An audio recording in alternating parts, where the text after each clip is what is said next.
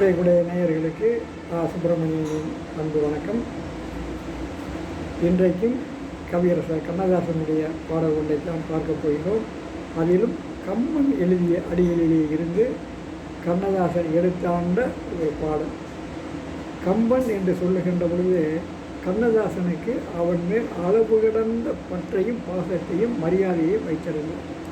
அதைத்தான் ஒரு கவிதையிலே சொல்லுகின்ற பொழுது, கம்பனெனும் மானதியில் கால்நதி போல் ஆவதென நம்புகிறேன் பாட்டெழுதும் நானே, அந்த நாயகன்தான் என்ன நினைப்பானோ என்று அங்கே கம்பனுடைய பெரிய நதியிலே, கம்பன் என்ற அந்த நதியிலே ஒரு கால் நதியாகவாவது நான் ஆக மாட்டேனா பாட்டெழுதுகின்ற பொழுது என்று தன்னுடைய ஆதங்கத்தை இயக்கத்தை அங்கே கண்ணதாசன் சொல்லியிருப்பார்.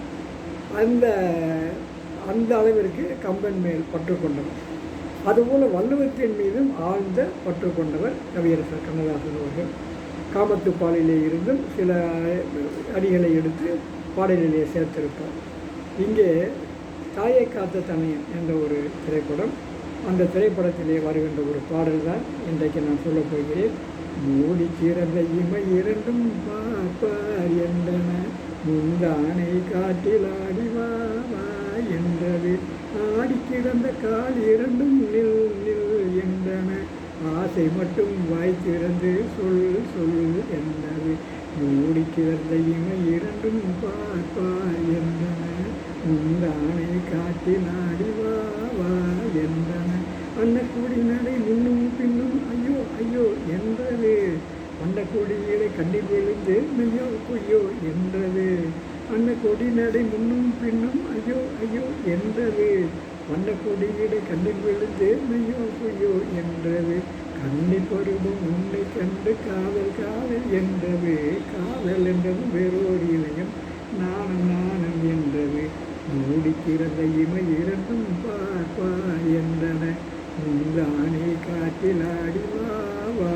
என்றது, காட்டுக்குயிலை கூட்டில் அடைத்து பாட்டு பாட சொன்னது, கூட்டுக்குயிலை நாட்டுக்குயிலால் கூட்டி போக வந்தது, காட்டுக்குயிலை கூட்டில் அடைத்து பாட்டு பாட சொன்னது, அது கூட்டுக்குயிலை நாட்டுக்குயிலால் கூட்டி போக வந்தது, வேட்டைக்காக விரித்த வலையில் வெள்ளி வேங்கை வருமன நின்றது, வேட்டை உள்ளம் விரித்த வலையில் வெங்கை வருமன நின்றது, வேட்டைக்காக விரித்த வலையில் வெள்ளிக்கிழமான் விழுந்தது, வேட்டைக்காக விரித்த வலையில் வெள்ளிக்கிழமான் விழுந்தது என்று ஒரு பாடல்.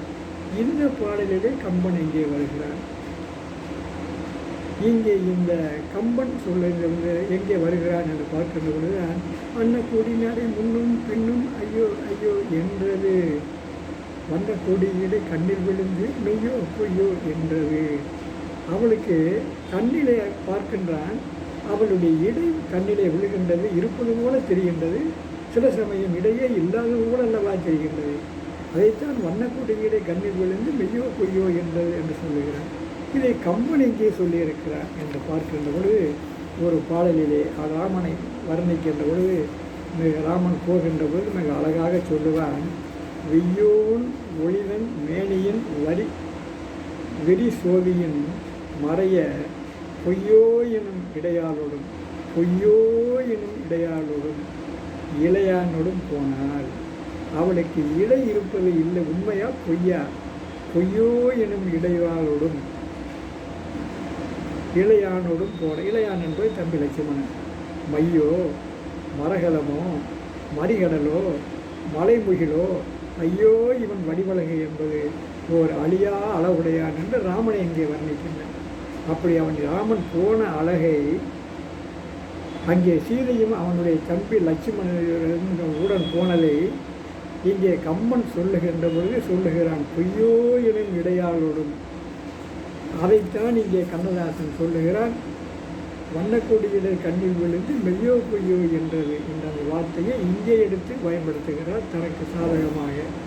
அவளுக்கு இடை இருக்கிறதா இல்லையா என்பதை அது என் கண்களில் படுகிறது, இடை இருப்பது போல தெரிகிறது, ஆனாலும் இல்லாதது போல தெரிகிறது என்பதாக இந்த பாடலிலே வண்ணக்கொடியிலே கண்ணில் விழுந்து மெய்யோ பொய்யோ என்றது கவியரசர் கண்ணதாசன் கம்பனிடமையிலிருந்து எடுத்து சொல்லுவதாக இங்கே அந்த பாடலிலே அமைந்திருக்கிறது.